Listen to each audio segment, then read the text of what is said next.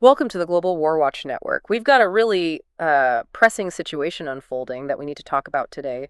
Poland just scrambled fighter jets after reports of drone strike threats spilling over from Ukraine.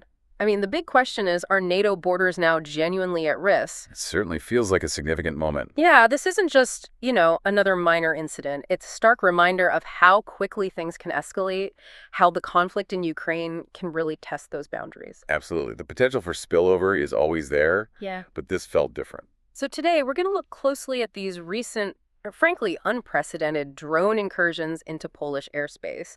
Poland, a NATO member, of course. We want to explore what these events really signify for international relations, for regional stability. Right. We need to break down what actually happened, the specifics. Exactly. And the nature of these drones, what kind they were, plus the reactions, how different countries are responding. And the broader implications, for airspace sovereignty itself. It's a complex picture. It really is. Okay, so let's start with the facts. What happened on the ground, or rather in the air, September 10th, 2025, evening time. Between about 7 and 9 p.m. local time. And we're talking somewhere between 19 and 21 Russian drones crossing into Polish airspace. That number itself is striking. It really is. 19 or more. That's not an accident. It's the largest single event like this involving a NATO country since the full-scale invasion started in 2022. And there was immediate impact, right, in a village called Wyriki. Yes, Wyriki. It's in eastern Poland, maybe 20 kilometers or so from the Ukrainian border. Yeah. A house there got damaged to the roof, specifically, Yeah. and a car parked nearby. Thankfully, no casualties reported. Which is, a small mercy given the scale of it. But the potential was certainly there. So, Poland's response, what did that look like immediately? Well, it was fast. Decisive, you could say. They didn't hang about. Jets scrambled? Oh, yeah. Polish and Allied jets, F-16s, F-35s were up in the air very quickly to intercept. And air defenses. Activated. Full readiness. Radar systems, everything cranked up to the highest level. And this had knock-on effects for civilian life, too, didn't it? Airports. It did. 4 Polish airports had to close temporarily, Warsaw Chopin included, plus air traffic restrictions across eastern Poland. So, considerable disruption. Definitely. It shows you the immediate security concerns, but also the logistical headache these things cause. It impacts everyone. Right. But then this story gets complicated. The initial reports suggested debris from a shot-down Russian drone caused the damage in Wyriki. That was the first assumption, yes. Seemed logical. But then, a few days later, Polish media, Rzeczpospolita, specifically, they floated a different idea. A pretty surprising one. They reported the damage might have actually come from a Polish missile, an AM-120. An advanced medium-range air-to-air missile, yeah. Mm-hmm. Fired from a Polish F-16, reportedly. The suggestion was it failed to deploy properly, but didn't explode because safety features kicked in. That's the report. Though, it's important to add, the Kyiv Independent couldn't immediately verify those claims. So, still some uncertainty there. But the possibility alone changes everything, doesn't it? The narrative, the accountability. Absolutely. A malfunctioning defensive missile versus a direct hit from hostile drone debris, politically, internationally, those are two very different scenarios. And we saw that play out inside Poland almost instantly. We did. You had President Naraki, from the right-wing nationalist side, demanding the government immediately clarify, stressing the need for facts against disinformation.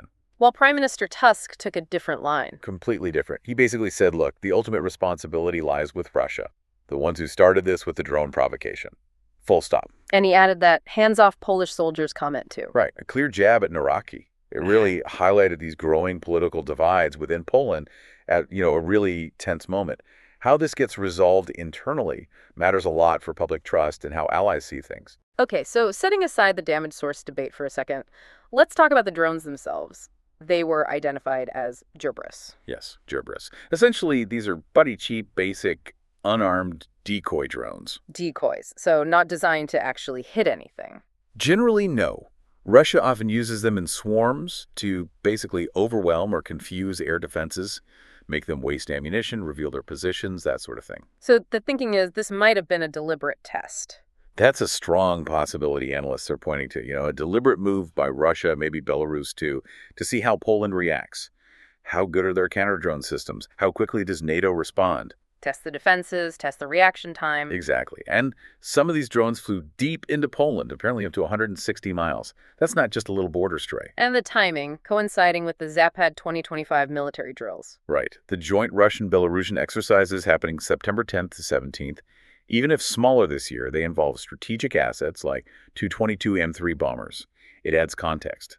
Poland certainly saw the context, deploying 40,000 troops to its borders. Of course, Moscow denies everything. Standard playbook. They call the allegations groundless. Their explanation was Ukrainian electronic warfare accidentally diverted the drones. 19 accidental diversions, all at once. Yeah, that explanation didn't fly with allies. Ukraine urged everyone not to doubt Russia's responsibility. And the Polish Foreign Minister, Sikorsky. He is quite blunt. Dismissed the idea of 19 mistakes, confirmed the drones were duds, unarmed, which to him suggested Russia tried to test us without starting a war. A test. That hypothesis really hangs over this. It speaks to hybrid warfare, doesn't it? Probing without crossing the threshold into open conflict. Precisely. It's that gray zone activity. The challenge is proving intent definitively, but NATO will have to react as if the intent is hostile because the potential consequences of inaction are too high. So faced with this test or provocation, how did NATO as a whole respond? Poland invoked Article 4, right? They did. Formally invoked Article 4 of the Washington Treaty. That triggers consultations among allies when one member feels its security or territory is threatened.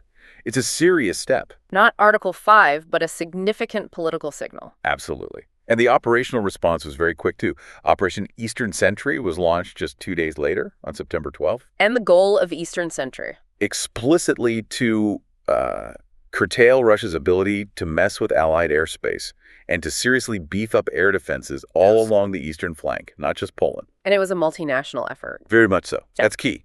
Czech helicopters, British Typhoons, possibly up to 6, Danish F-16s and a frigate, French Rafales, German Eurofighters, plus Italian and Dutch F-35s already in the region. Wow, that's a significant deployment. It is. And it marked the first time NATO forces directly engaged Russian military assets, even defensively like this, since the full-scale invasion kicked off. It's a powerful display of unity and collective defense adapting to these new aerial threats. Sends a clear message. And that message seemed to resonate internationally. Lots of condemnation. Widespread, yes. NATO Secretary General Rutte called it reckless, unacceptable, intentional or not. The UK, dangerous provocation, serious escalation. Italy, very serious. France, simply unacceptable. The EU's foreign policy chief, Kaja Kallas, seemed particularly concerned. She framed it as Russia's war escalating, not ending, and called the incident a potential game changer testing European resolve. And it wasn't just Poland, right? Romania had issues too. Just days later, September 13th and 14th. Romania reported drone incursions, scrambled their own jets, summoned the Russian ambassador. It showed this wasn't necessarily a one-off isolated event targeting only Poland. It highlights that spillover risk across the whole region. Definitely. Even the initial U.S. reaction caused a stir. President Trump's social media comment, "What's with Russia violating Poland's airspace? Here we go," was seen as ambiguous. And Poles weren't buying the accidental idea. Overwhelmingly not. And polls showed 82% rejected that suggestion. PM Tusk responded by vowing to push ahead with military modernization, highlighting the F-35s coming in 2026.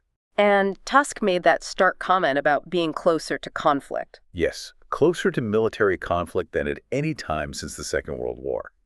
That really underscores the severity felt in Warsaw. These are just minor water incidents. They're seen as serious provocations in a dangerously tense environment. Which brings us to the broader challenge. Airspace sovereignty in the age of drones. International law is clear, isn't it? Article 1 of the Chicago Convention. Fundamentally, yes. States have complete, exclusive sovereignty over their airspace. Unauthorized entry, especially by something considered a military aircraft, even a drone, is technically an act of aggression. But the reality is messy. Drones are hard to deal with. Incredibly hard. Distinguishing them from birds, figuring out intent, is it just a hobbyist or something hostile, tracking autonomous ones with no radio signals, and dealing with swarms designed to overwhelm systems.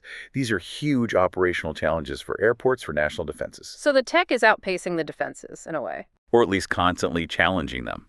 It demands continuous adaptation. That's why you see things like the EU Drone Strategy 2.0 trying to boost counter-drone capabilities. And effective defense isn't just one thing, is it? It's layered. Exactly. You need integrated systems. detection using radar, cameras, acoustic sensors, RF analyzers. Then mitigation things like net cannons, jammers, GPS spoofers, maybe even high-powered microwaves or lasers down the line. It's a complex, evolving technological and, frankly, legal puzzle. Requires constant innovation, constant cooperation. Absolutely. To prevent miscalculation, to prevent unintended escalation, that cooperation is vital. Well, these incursions certainly paint a vivid picture of just how precarious things are on NATO's borders. It's a constant test of resilience, of unity. The skies themselves have become a contested space in this hybrid conflict. A stark reminder that vigilance is paramount in this complex new era. Thank you for joining us and breaking all of this down. It's been incredibly insightful. Good to talk it through. And thank you, everyone, for tuning in to the Global Warwatch Network. Your engagement really is vital as we track these critical developments. If you found this discussion informative, please do remember to like, share, and subscribe to our channel. Your support genuinely helps us keep bringing you this kind of analysis. We appreciate it. Let us know your thoughts in the comment section below. We do read them. And join the conversation on social media. You'll find all the links you need down in the description. Until next time, stay informed.